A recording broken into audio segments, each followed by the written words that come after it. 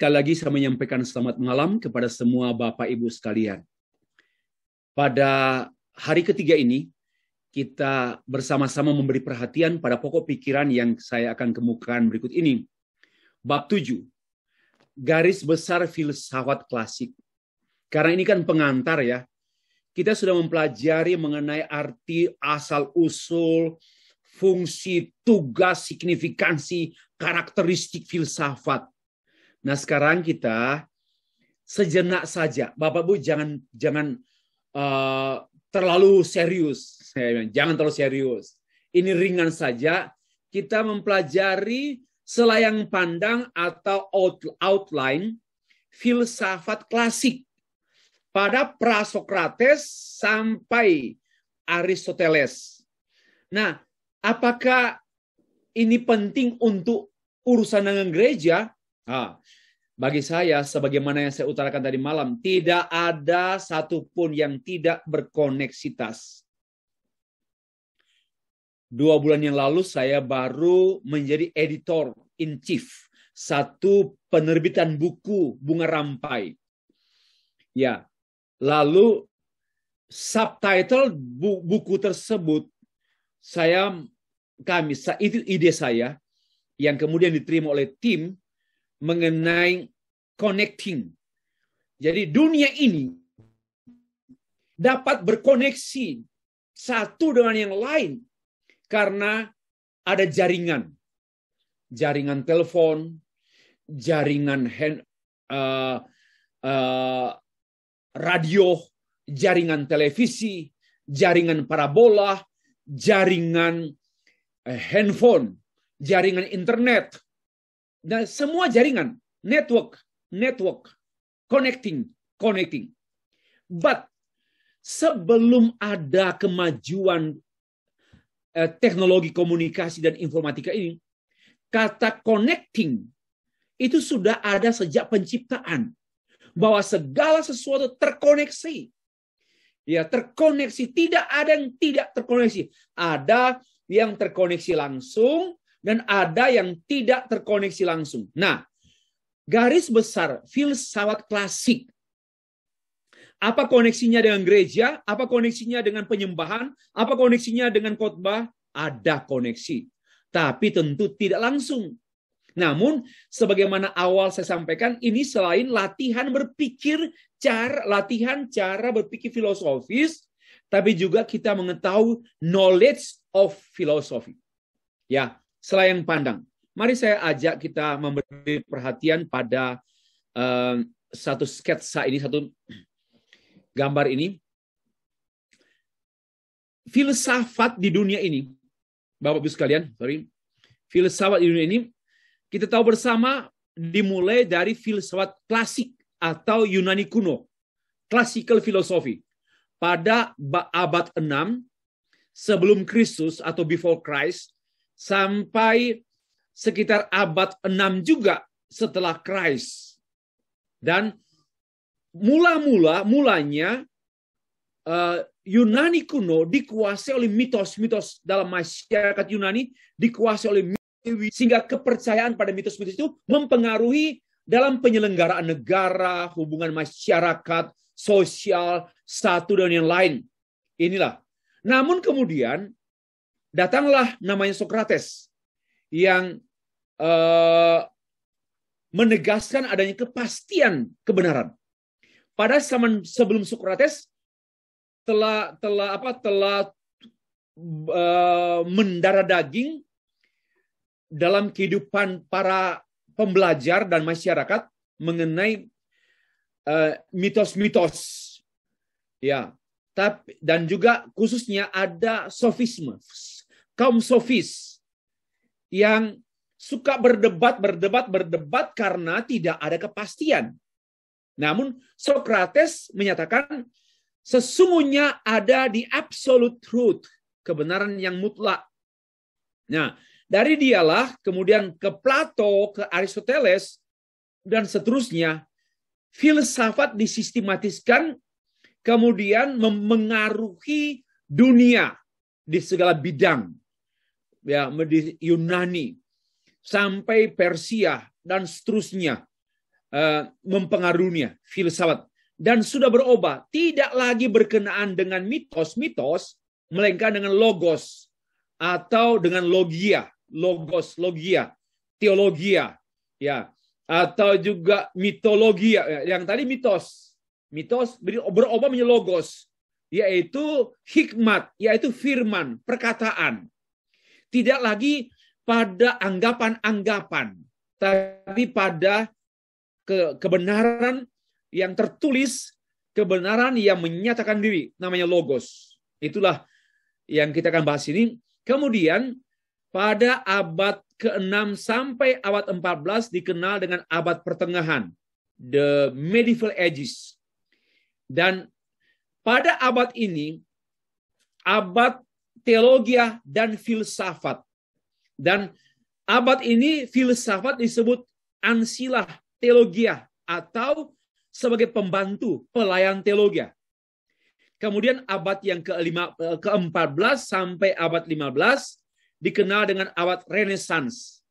Abad Renaissance, ya. Dan disinilah mulai muncul agama filsafat. Dan kemudian pada abad yang ke-16, 17 muncullah filsafat rasionalisme, empirisisme sampai pada abad yang ke-18 dan 19. Kemudian abad 20 muncullah filsafat eksistensialisme, fenomenologi, strukturalisme, dan neopositivisme, dan seterusnya. Ini garis besar filsafat yang pernah ada dalam sejarah di dunia. Nah, sekarang kita memberi perhatian pada warna hijau saja ini. Ya, warna hijau. Ini kan gampang lah. Nah, ada hal yang menarik di bagian bawah. Perhatikan di bagian bawah. Pada abad pertengahan, dunia dikuasai oleh gereja.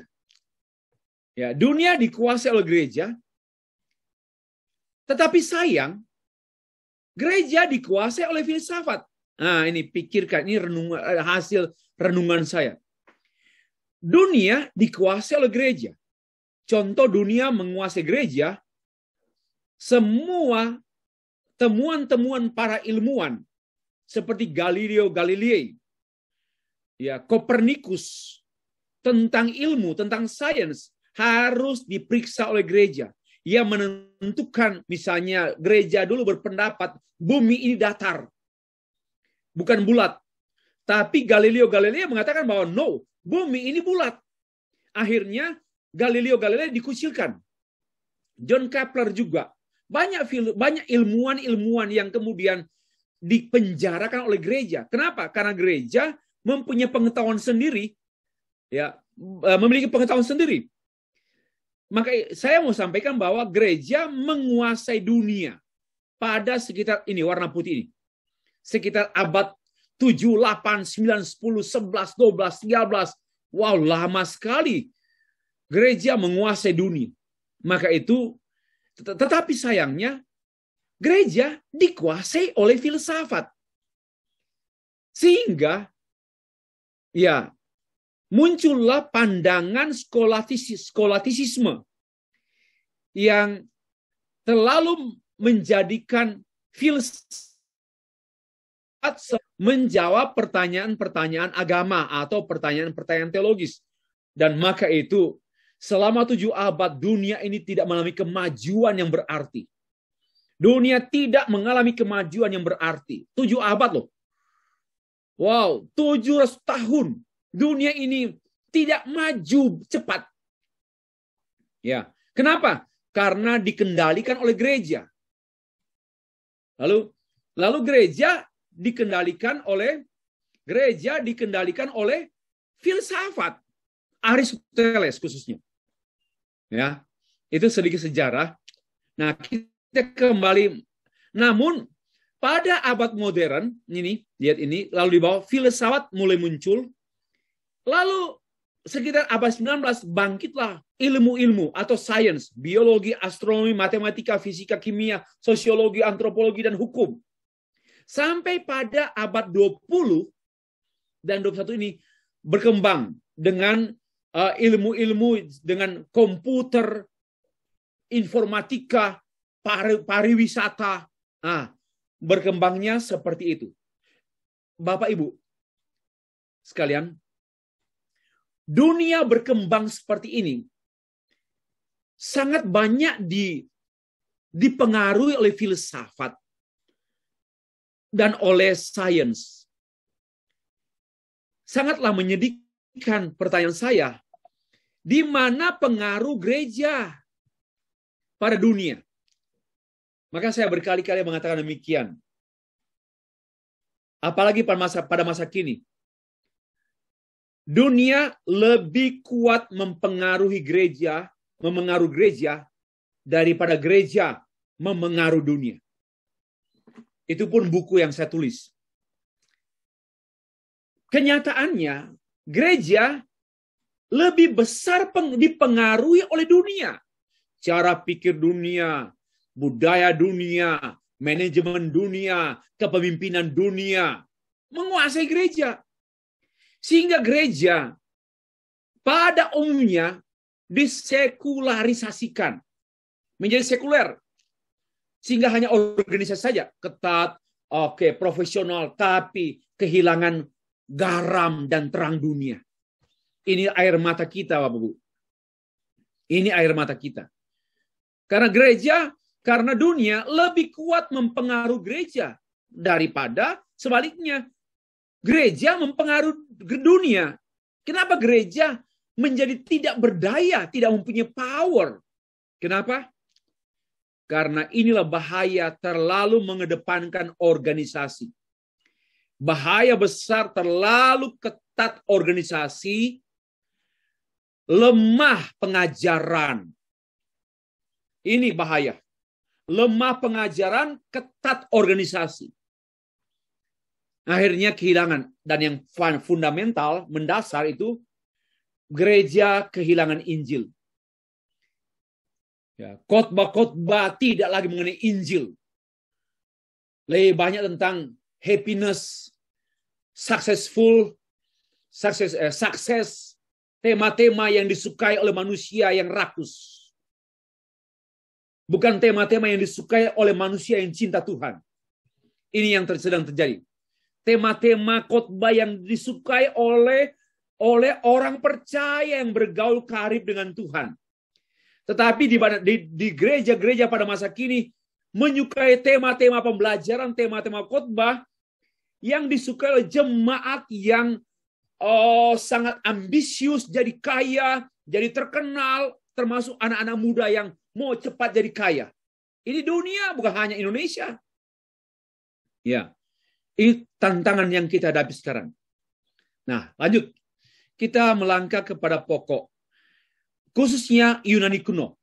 Bapak Ibu yang dengar saja. Ya. Dari abad yang ke-6 before Christ sampai abad 6 after Dominion atau setelah Kristus mulai ada terjadi perubahan paradigma dari mitos ke logos. Ini berapa abad tuh? Ini 12 abad. Ya, 12 abad dunia dikuasai oleh filsafat. Dari filsafat mitologi, dari tanpa filsafat mitologi ke filsafat. Dan filsafat mempengaruhi dunia ke arah baik. Sampai menolak adanya mitos-mitos. Oke. Lanjutnya, kita perhatikan filsafat Prasokrates. Perhatian filsafat pada era Prasokrates ini saya sudah sampaikan pada hari pertama. Orientasinya pada alam dan keserasian alamiah. Dalam hal ini mereka berusaha untuk menjelaskan hubungan materi dan alam. Mereka membedakan antara yang nampak dengan yang tak nampak. Yang nampak dengan yang realitas. Beda-beda. Reality itu untuk bahasa filsafat adalah bisa eksistensi, bisa keberadaan, bisa alam, bisa Allah, bisa kebenaran. Nah, contoh rumah. Realitas rumah, yang nampaknya rumah itu apa? Apa ada pintu, ada jendela, ada dinding, ada tembok, ada pagar, ada atap. Apa itu rumah? Lalu, kalau saya membuat rumah tanpa pagar, rumah tanpa atap, apakah itu disebut rumah? Nah, ini beda. Jadi sudah dulu, coba kita mendengar orang khotbah. Oh, ada dia awali dengan doa pembukaan khotbah, baca Alkitab, dia uraikan, tutup, dia doa. Pertanyaan saya, itukah yang nampaknya khotbah atau realitas khotbah? Ya. Nampak khotbah atau realitas khotbah? Menarik loh, Bu. Ini menarik. Karena banyak orang hanya nampak khotbah, tapi sesungguhnya enggak. Karena isi khotbahnya dan hati si pengkhotbah sebenarnya hanya melaksanakan tugas jadwal saja. Ya, ini saya langsung berikan contoh. Ya, membedakan antara yang nampak, karena yang nampak bisa mitologi, enggak sesungguhnya. Ya, sebenarnya sampai kepada reality yang sesungguhnya. Inilah satu gambaran mengenai filsafat pada era Prasokrates. Mari kita mulai dengan tokoh-tokohnya, para filsuf Prasokrates. Singkat saja ya, ada dimulai dengan Thales. Dia hidup abad yang tahun 625 sampai 547. Kita tentu ya, pikirannya banyak sekali tentang filsafat, tetapi saya kan ini kan hanya pengantar filosofi. Saya hanya mau memperkenalkan, ada juga kegunaan lah. Kita mempelajari minimal apa yang dia sumbangsikan. Di antaranya demikian. Menurut dia, segala sesuatu teratur. Dan saya amin. Bukan kacau. Kenapa? Karena diciptakan oleh pencipta teratur. Walaupun mungkin si Thales ini tidak melihat Tuhan. Tapi saya bisa melihat bahwa keteraturan dunia ini, keteraturan alam, susunannya, keserasiannya, ini karena ada yang sempurna sampai menghasilkan keteraturan. Ya, karena itu pula dia mengatakan, karena teratur maka ada cara untuk mengertinya. Sebab kalau nggak teratur, kita sukar mengerti. Ya, sukar mengerti. Saya seringkali, coba saya ayunkan bandul ya. Bandul begini-begini, gini, tidak teratur. Ada ke kiri, ke kanan, ini. Ini nggak bisa dipelajari karena nggak teratur. Tapi kalau dia begini, seperti detik jarum jam, ya, clock, tek, tek, tek. Ah, ini, tek, tek, tek. Ini teratur, maka bisa dihitung, ya, bisa diukur. Dunia ini bisa dihitung, bisa diukur karena teratur, bisa dipelajari, bisa diteliti karena teratur. Nah, itulah satu hukum yang disombangsikan oleh Thales ini, yaitu koherensi dan konsistensi. Ini hukum filsafat yang berguna bagi kita orang percaya juga. Bukan hanya semua manusia, tapi semua orang percaya juga berguna. Konsistensi apa artinya? Tidak ada pertentangan. Siapa bilang filsafat itu setan-setan? Siapa bilang filsafat itu tidak berguna? Pada waktu kita berkata filsafat itu setan-setan dan tak berguna, kita sedang menghina pemberian Tuhan. Kita menghina pemberian Tuhan. Kenapa?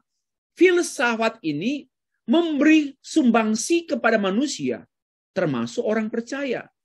Hukum koherensi, hukum kesesuaian, dan hukum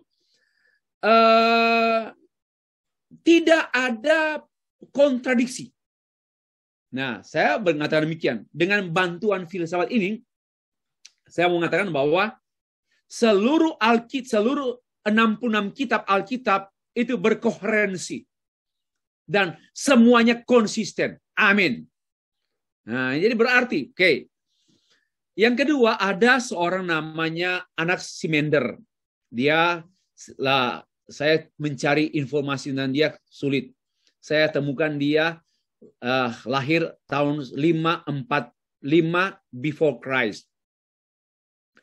Menurut dia, waktu itu ya, asal mula dunia berasal dari air, udara, air, tanah, dan api. Ini filsafat Prasokrates filsafat klasik ini ke alam. Ada udara, ada air, ada tanah.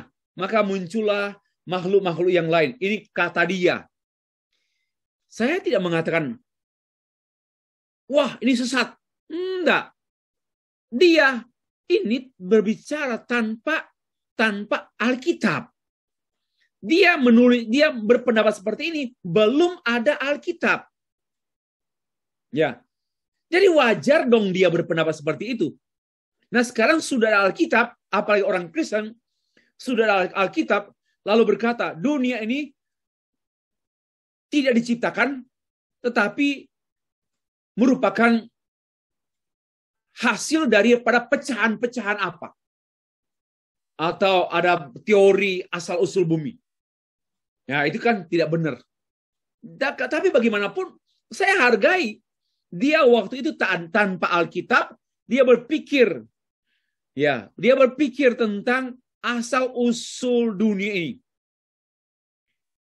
Dan saya tidak mengatakan salah, saya tidak mengatakan benar, tetapi saya hargai. Orangnya belum punya Alkitab. Lalu, dari dia juga muncul 3 istilah.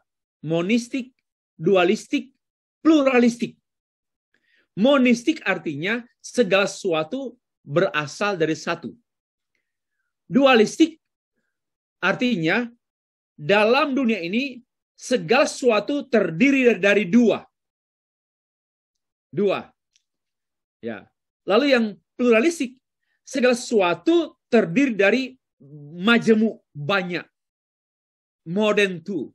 Nah, ini kan cara pikir yang disumbangsikan. Tetapi Bapak Ibu, kalau saya mau terapkan ini dalam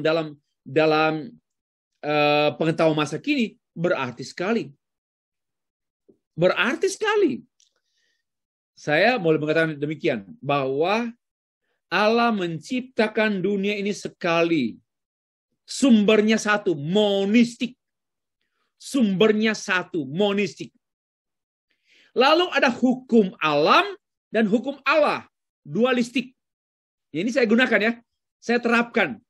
Ada hukum alam, ada hukum Allah. Hukum alam perlu ke dokter, perlu ke hospital. Hukum Allah berdoa dan beriman. Ini namanya dualistik, bukan dualisme. Oke? Bukan dualisme, beda juga. Lalu ada pluralistik, bahwa segala sesuatu beragam. Ya, biarpun kita ini adalah satu ras manusia, tapi tetap majemuk budayanya, agamanya, majemuk. Dan saya bisa terapkan ilmu ini, berarti loh Bapak Ibu. Ilmu ini abad 4 before Christ. Tapi saya bisa gunakan untuk masa kini dan berarti sekali. Saya sudah berikan contoh tadi. Yang ketiga, Pythagoras. Kita sudah kenal dia kan? Biasa di sekolah dasar, primary school, kita dengan hukum Pythagoras kan. Nah, menurut dia, semua yang ada dalam dunia ini adalah bilangan, number. Semua dapat dihitung. Maka itu menurut dia, dunia ini berurutan dan permanen. Menurut dia, dunia ini ada orderliness dan permanen. Saya tertarik loh. Ya, ada kebenaran dia. Memang ini berurutan, Senin, Selasa, Rabu, Kamis, Jumat. Berurutan waktu. Berurutan zaman. Ada urutannya. Ada besar, sedang, kecil. Kecil sekali. Ada urutan. Banyak sekali hal yang kita bisa urut. Namun juga dia menyampaikan permanen. Segala sesuatu itu permanen. Termasuk manusia, permanen. Maka itu dia tidak akan hilang. Dia tidak nihilisme. Menarik kan? Lalu yang keempat, Heraklitus. Tahun 540 before Christ. Menurut dia begini. Dunia ini akan terus-menerus berubah. Tidak ada yang tidak berubah. Flux terus berubah. Dunia terus berubah. Tidak ada yang tidak berubah. Apa saja tentang nation, kingdom, person, governments, tumbuh-tumbuhan juga, hewan-hewan pun berubah. Coba, tidak ada yang tidak berubah. Dan bagi saya ini kan menarik. Lalu ditambah oleh filsuf masa kini. Ya, semuanya berubah. Yang nggak berubah yaitu perubahan. Oke, lanjut lagi. Ada namanya Parmenides 535 before Christ. Dia bertentangan dengan tadi ini dengan yang Parmenides, dia bertentangan dengan Heraklitus. Si Parmenides ini mengatakan perubahan itu memang kelihatannya, tapi itu ilusi. Sesungguhnya tidak ada yang berubah. Coba renungkan. Apakah memang berubah? Ya, laut, langit, pohon, binatang, manusia, apakah memang berubah? Lalu dia mengatakan, enggak. Yang perubahan itu hanyalah ilusi, semu, tidak sesungguhnya. Nah, ini menolong kita berpikir kritis. Tidak mudah menerima. Oh, sudah berubah dia. Tunggu dulu. Maka itu lihatlah orang berpakaian yang berubah pakaian tidaklah memberitahukan pada kita bahwa dia berubah sesungguhnya. Mungkin hanya ilusi, hanya penampakan luar, kan begitu. Ada juga orang bertobat, wah dia sudah bertobat, berubah dia, nggak merokok lagi, nggak mabuk lagi, ya. Tapi itu yang nampak, ya. Itu yang nampak berubah, tapi yang substansinya nggak berubah. Dia nggak percaya Yesus. Banyak orang Kristen kan berhenti merokok, berhenti nakal, berhenti naughty maksudnya, berhenti mabuk, tapi nggak cinta Tuhan, nggak cari Tuhan. Apa itu namanya perubahan? Enggak juga lah. Oke, berpikir kritis. Oke, lanjut. Ada seorang filsuf namanya Zeno. He say one must not only look at the word. Seseorang tidak hanya memandang dunia, tetapi harus memikirkan supaya mengerti. Jangan hanya melihat dong. Jangan hanya melihat atau memandang sekilas lagi, tapi harus memikirkan. Contoh, saya berdiri di tengah-tengah kebun dan ada pohon pisang. Lalu saya melihat pohon pisang, ada yang sudah berbuah, ada yang belum berbuah. Saya melihat. Lalu Zeno ini berkata demikian, Stefri, jangan hanya melihat, pikirkanlah. Apa? Dari mana pisang ini, jenis pisang apa, berapa lama dia bertumbuh, dan sebagainya. Pikirkanlah. Jadi menariklah. Filsafat menolong kita untuk tidak hanya bengong, lihat dan bengong, tapi lihat dan berpikir dan kagum. Lihatlah karya cipta Allah, laut, pulau-pulau, gunung-gunung, sungai, dan hujan, kemarau, dan awesome. Kita berpikir, ini teratur sekali. Ada sang yang mengatur. Ya, sempurna dalam keteraturan. Berpikir. Ada Empedocles. Tahun 490 sampai 430 before Christ. Dia berkata demikian. Dia berasumsi. He assumes that there is chance. Tidak bahwa ada perubahan. Dan pada waktu yang sama dia menegaskan juga, sesungguhnya secara mendasar nggak ada perubahan. Menarik ya? Menarik menurut saya. Sebenarnya oke, alam ini kelihatannya berubah. Tapi sebenarnya pada waktu yang sama, sebenarnya nggak berubah loh. Ya, ini cara melatih berpikir kritis. Ya, ini latihan. Hanya lihat saja. Lanjut lagi. Ada anak Sogorean. Dia satu pokok pikiran banyak. We have no time, we have not enough time. Tetapi saya mau perkenalkan saja bahwa belajar filsafat itu menarik. menari. Coba ya. Dunia, the world is a well-ordered and difficult structure. Dunia itu adalah satu struktur yang teratur, tapi sukar. Ya, dunia itu satu struktur yang teratur, yang tersusun rapi, teratur, sempurna, tapi sukar. Saya setuju. Entah alam, sama juga Alkitab. Alkitab itu teratur, tapi sukar, memang sukar. Maka perlu belajar sungguh-sungguh dan minta Roh Kudus. Kan Alkitab itu kan teratur, struktur tulisan yang teratur, sempurna, tapi sukar dipahami. Karena itu pertama, belajar serius, belajar terus-menerus, dan andalkan Roh Kudus. Maka tidak mungkin berhenti pada kesukaran. Coba, rumah tangga, keluarga Kristen, itu teratur, itu di well-ordered structure. Keluarga itu struktur yang teratur. Ada mama, ada papa, ada suami, ada istri, ada anak, ya. Ada peran masing-masing, papa perannya apa, mama perannya apa, anak tertua perannya apa, teratur. Hubungannya teratur. Tapi sukar. Menarik ya? Sukar loh. Maka itu banyak begaduh. Banyak quarrel.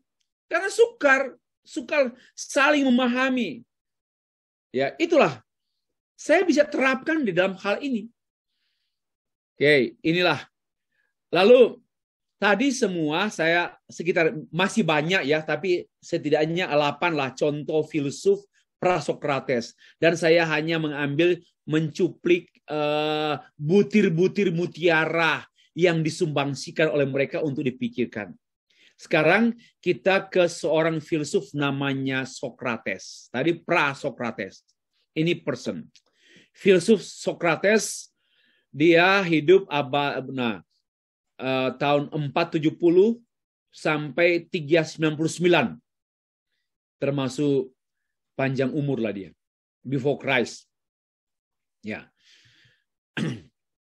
Apa saja yang disumbangsikan oleh Sokrates? Banyak. Tapi saya mencatat mungkin hanya 3. Gini, Sokrates percaya adanya kepastian kebenaran. Dia percaya bahwa kebenaran itu absolut, pasti benar. Ada yang benar, pasti. Karena itu dia melawan kaum sofis yang menyukai keraguan-raguan. Karena itu mereka suka berdebat. Dan akhirnya chaos, kacau.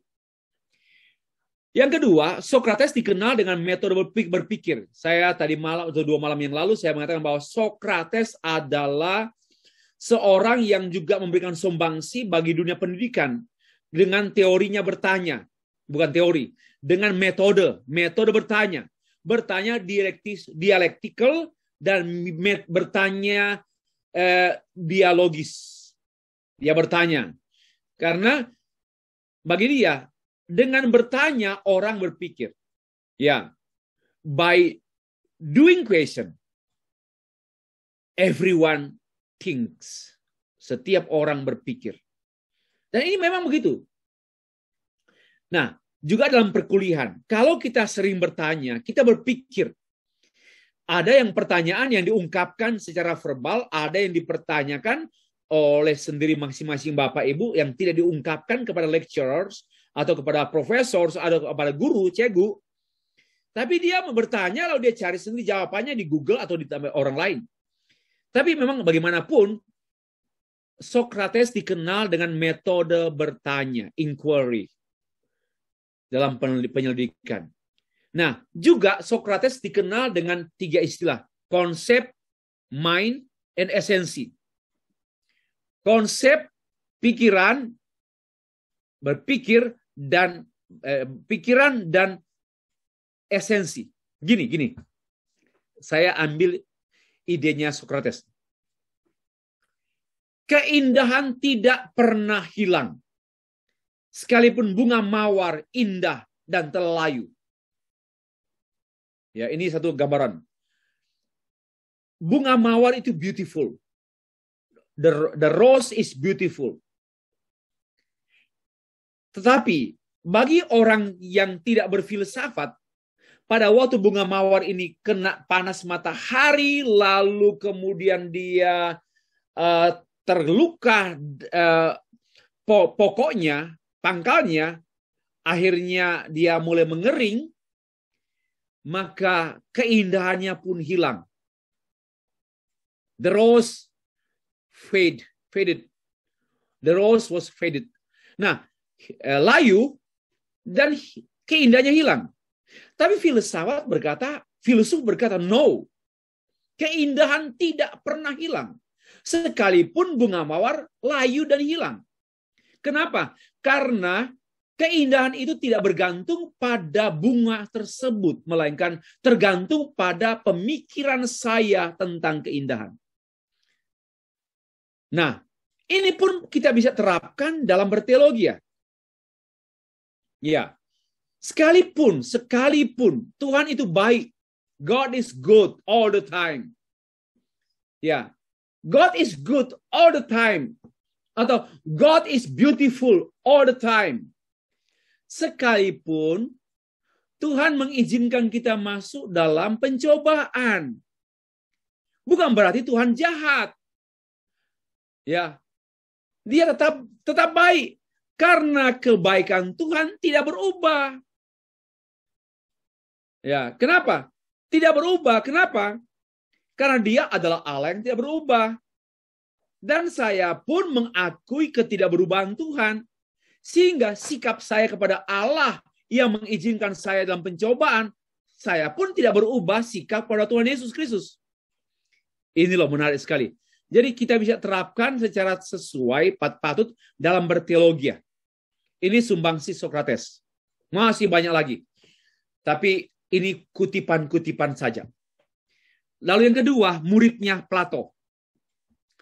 Tahun 428 sampai 347 before Christ. Nah, Plato muridnya Sokrates. Waktu Sokrates dituduh oleh Dewan Kota Yunani meracuni pikiran anak muda Yunani, sampai anak muda Yunani tidak percaya dewa-dewi lagi. Akhirnya Sokrates dihukum mati. Dan namun sebelum Sokrates dihukum mati, Plato membela dia, apologi. Disitulah cikal bakal kata apologetika, apologi. Ya, apologetika, apologize. Memberikan reason. Nah, apa saya sumbangsi Plato?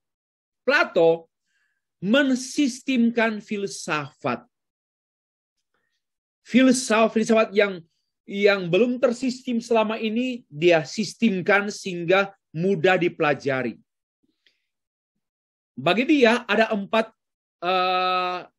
empat tingkatan pengetahuan manusia. Pengetahuan manusia ada 4 tingkatan. Pertama, mulai dari yang terendah. Dan saya percaya ini. Saya setuju. Yang terendah, membayangkan. Lalu yang kedua, mempercayai. Rendah juga. Mulai tinggi, berpikir. Paling tinggi, mengetahui. Nah, ini bagi saya amin. Tetapi jangan diterapkan untuk memeriksa Alkitab. Membayangkan Alkitab, lalu mempercayai Alkitab itu rendah. Salah. Ini menyangkut alam. Ya, jangan lupa, ini tidak menyangkut firman Allah.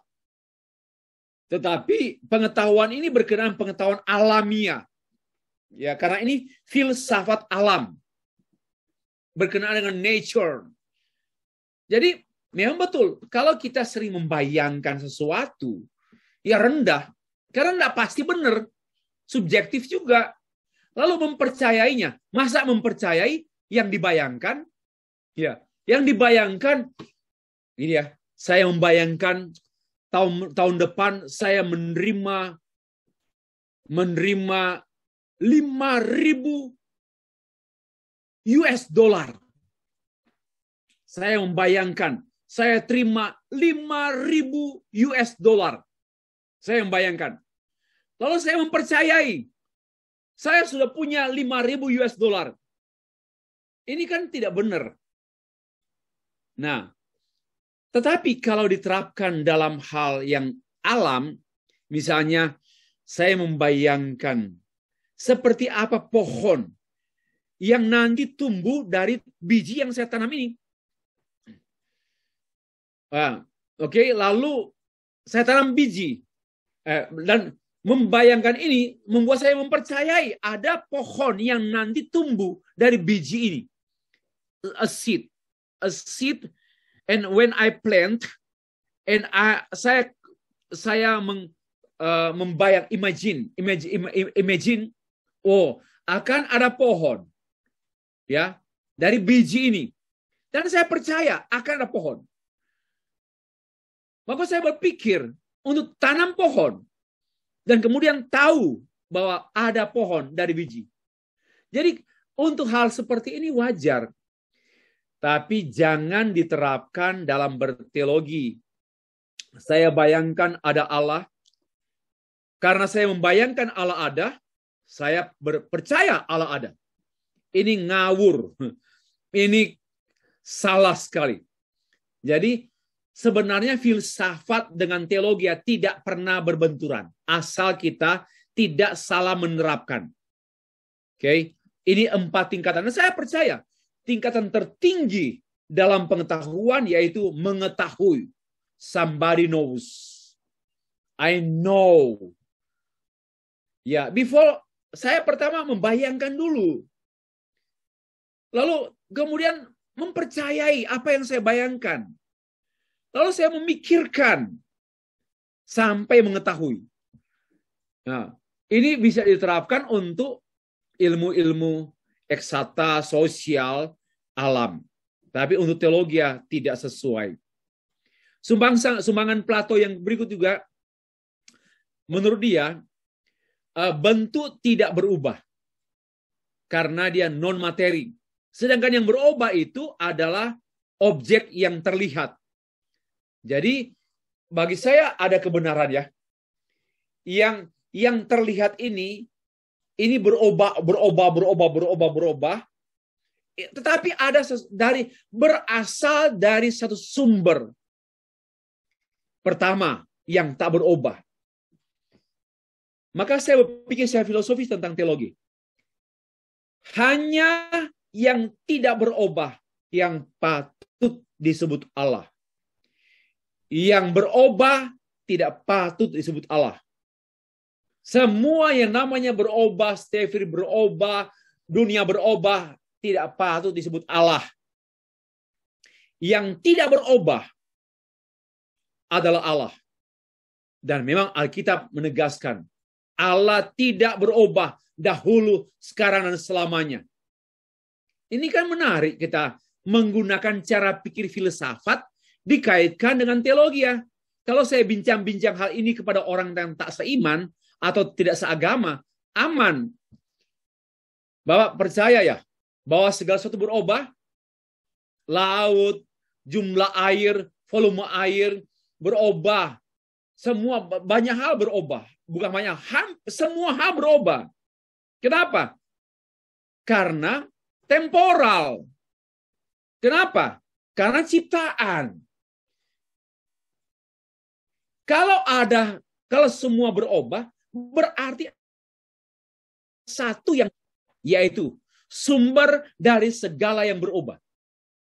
Saya bisa bicara begini kepada orang yang tak seiman, dan dia pasti amin. Ya, inilah kegunaan filsafat untuk kita berdialog kehidupan dengan orang-orang yang berbeda, budaya, agama, suku, dan sebagainya. Yang ketiga, yang keempat, konsep negara. Bagi dia, ini sumbangsi Plato. Satu negara sebaiknya dipimpin oleh seorang pemimpin filosofis. Ya. Kalau saya mau Lee Kuan Yew. Lee Kuan Yew ini seorang Perdana Menteri Prime Minister Singapura berapa tahun silam. Dan menurut saya, dari bacaan tulisan dia memang seorang filsuf. Dan dia membangun negara Singapura ini dengan prinsip-prinsip filosofis yang tidak berubah. Mahathir Muhammad membangun Malaysia, dan Mahathir walaupun dia sebagai seorang bukan seorang yang kuliah khusus filsafat, tapi cara berpikir dia filsuf, berpikir masa depan, membangun menara, filsuf. Di Indonesia ada namanya Soekarno, pemimpin filsuf. Dan memang menurut saya dunia ini dipimpin oleh pemimpin filsuf. Maka negaranya bertahan lama dan sehat. Tapi kalau negara dipimpin oleh bukan filsuf, dia akan gampang mengubah aturan. Aturan berubah. Bahkan dia menjadi pragmatisme, tidak lagi idealisme. Ideal. Inilah. Ini sumbangsi Plato, ya. Berikut. Aristoteles. Ini juga berurutan. Aristoteles muridnya Plato. Ya, dia hidup tahun 384 sampai 322 before Christ. Ada berapa sumbangsi Plato yang kita bisa bincangkan pada saat ini? Satu, Aristoteles dikenal dengan hukum silogisme. Hukum silogisme itu hukum logika tentang kepastian. Gini, hukum kepastian, bahwa ada kepastian. Contohnya begini, semua manusia pasti mati. Aristoteles manusia. Maka kepastiannya Aristoteles pasti mati. Ya. Coba kita terapkan dalam Alkitab. Semua tulisan yang diilhamkan oleh Allah dalam Alkitab adalah benar mutlak. Maka kitab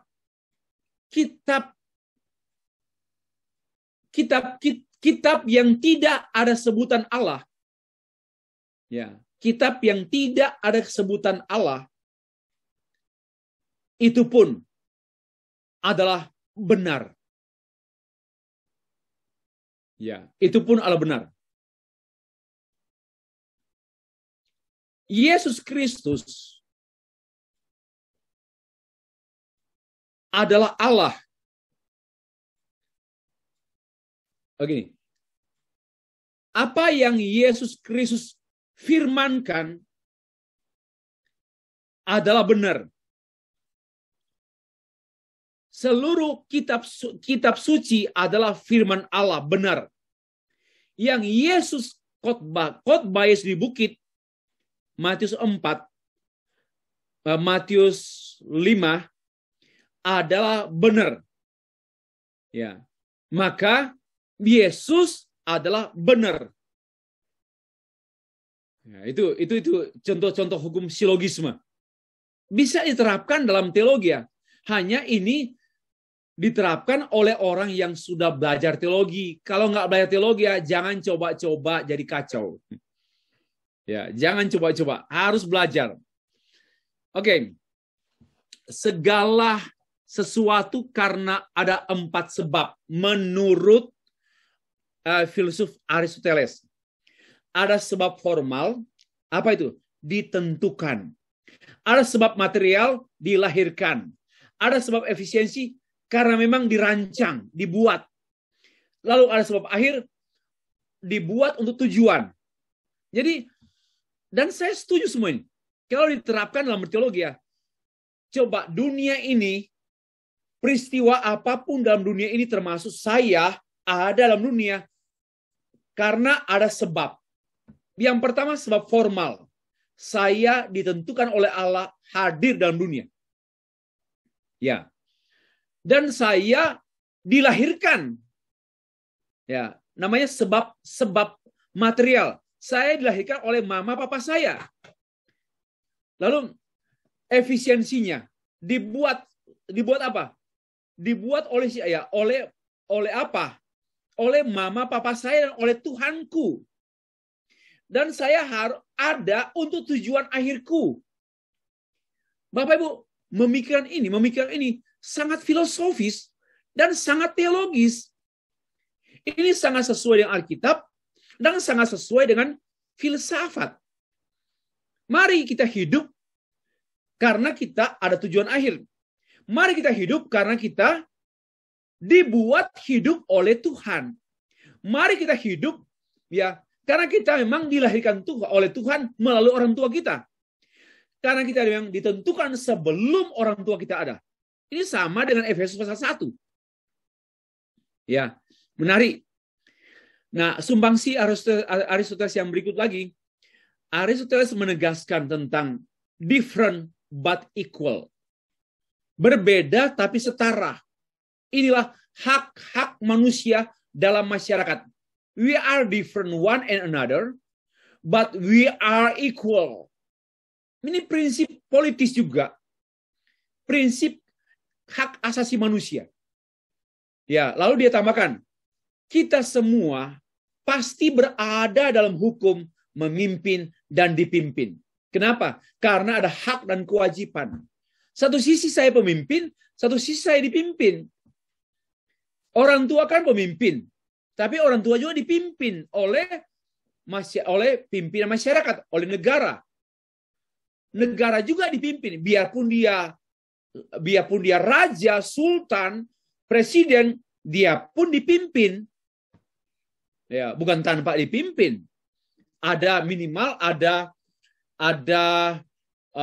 legislatif, eksekutif, yudikatif. Ya. Lalu ada pemimpin besar bangsa-bangsa PBB, United Nations. Jadi tidak bisa semuanya dipimpin dan memimpin. Ya, inilah yang menarik yang disumbangsikan oleh Aristoteles. Nah, ada filsuf namanya Stoa. Ini kita singkat saja.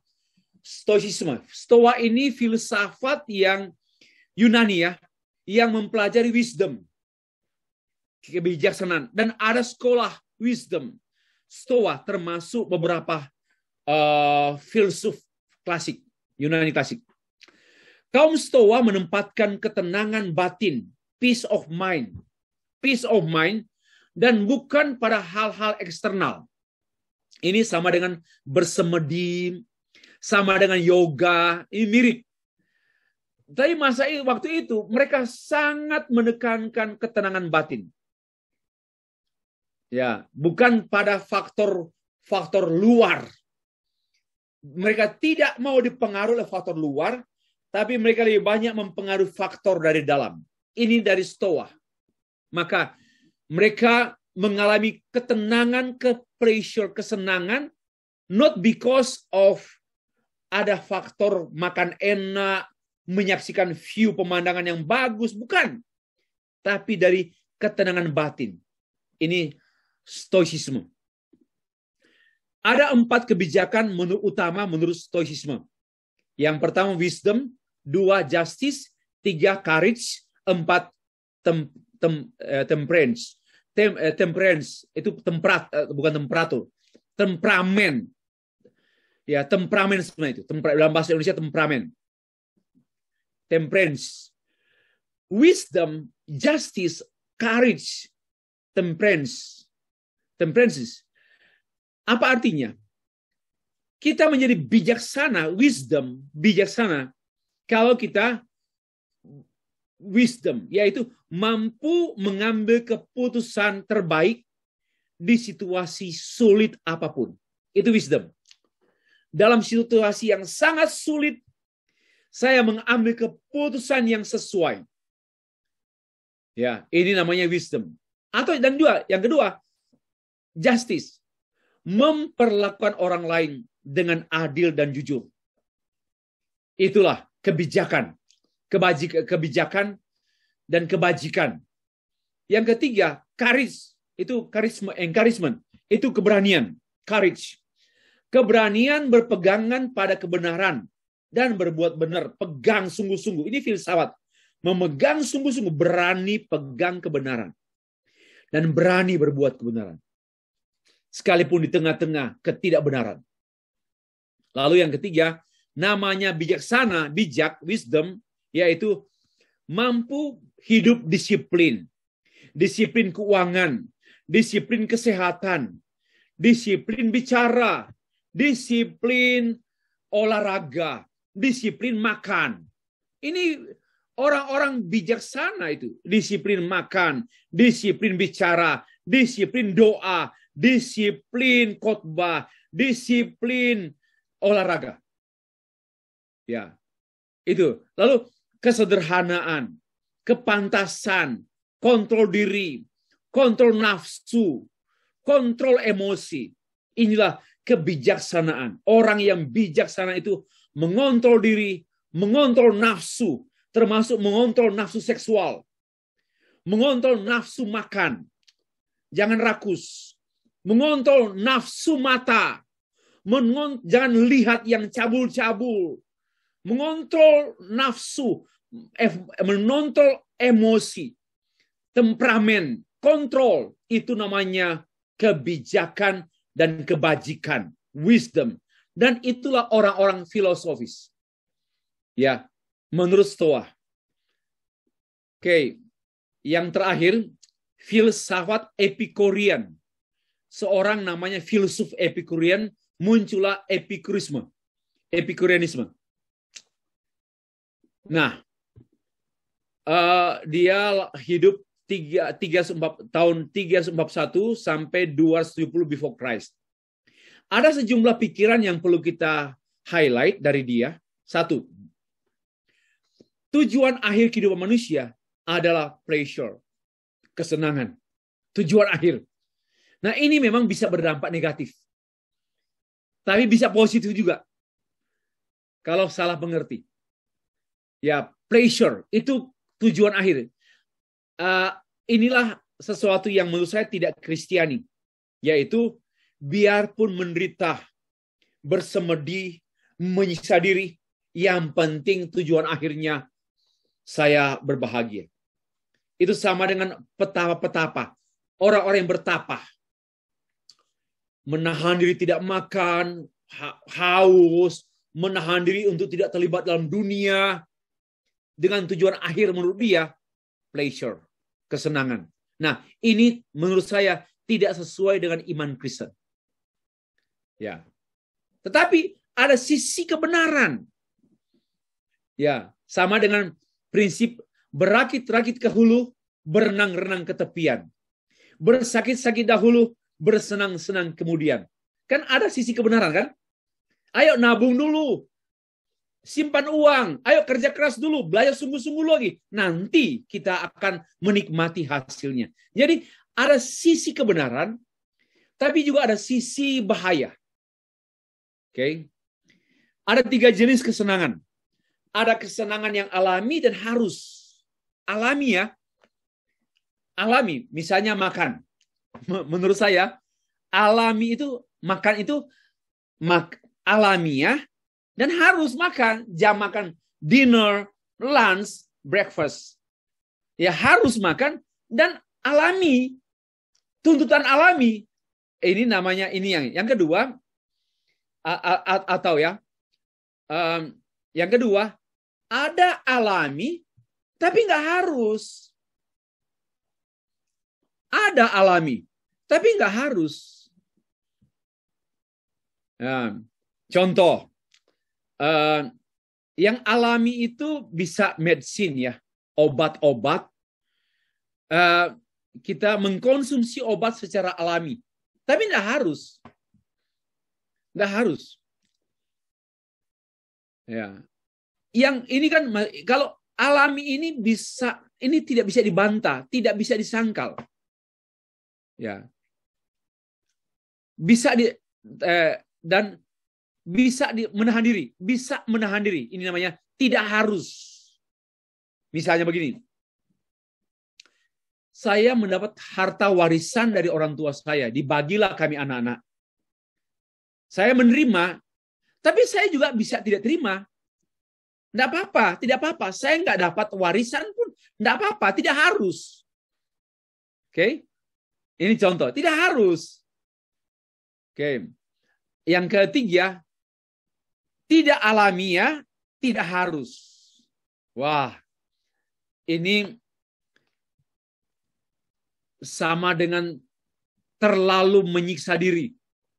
Ya, ini masih ingat dengan konteksnya pleasure. Terlalu menyiksa diri. Mengasingkan diri. Menolak, nggak mau nonton televisi, katanya duniawi. Ya, dan ini sudah termasuk nggak mau menikah. Nggak mau menikah. Padahal dia sendiri ada keinginan menikah. Ada tuntutan biologis. Ingin dipeluk, ingin disayang, ingin punya anak. Ingin membangun rumah tangga.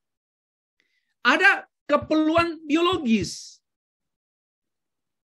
Tapi dia menolak. Tidak, saya mau selibasi atau selibat. Ya, menolak tuntutan itu dan tidak harus. Nah, ini yang ini disumbangsikan oleh Epikurean. Dan selanjutnya, kesenangan merupakan karunia bagi manusia yang berbudaya, yang memiliki kontrol lebih besar mengenai materi. Ini menarik. Ini ada kebenaran Alkitab ya. Kalau kita mampu mengontrol diri, pikul salib, tidak terikat pada materi-materi, ini kan kesenangan. Kalau kita happy, kita senang karena materi, ini masih dangkal. Binatang pun senang karena materi. Misalnya kucing, dipegang-pegang di bawah lehernya. Dia senang. Ya, karena materi, dia disentuh. Maka dia happy. Manusia pun demikian. Kalau dia senang karena materi, karena beli mobil baru, rumah baru, baju baru, ya, atau semua apa yang dia ingat, materi-materi yang dia perlukan dan dia senang, saya mengatakan ini dangkal rendah. Tapi kalau orang dewasa, termasuk dewasa dalam Tuhan, dia tidak terikat oleh materi. Biarpun gerejanya tidak hebat, tidak gereja dengan gedungnya bagus-bagus, nggak bagus, bahkan nggak ada gedung gereja, tapi setia bergereja. Itulah cara berpikir, karena dia tidak lagi terikat pada materi. Kan ada kebenaran toh? Ini pikiran filosofis, dan ini berparalel dengan Alkitab.